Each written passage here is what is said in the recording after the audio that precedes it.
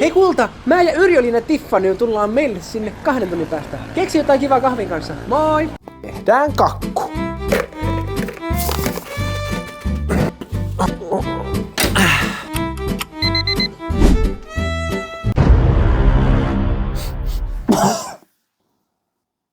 Poroks palo.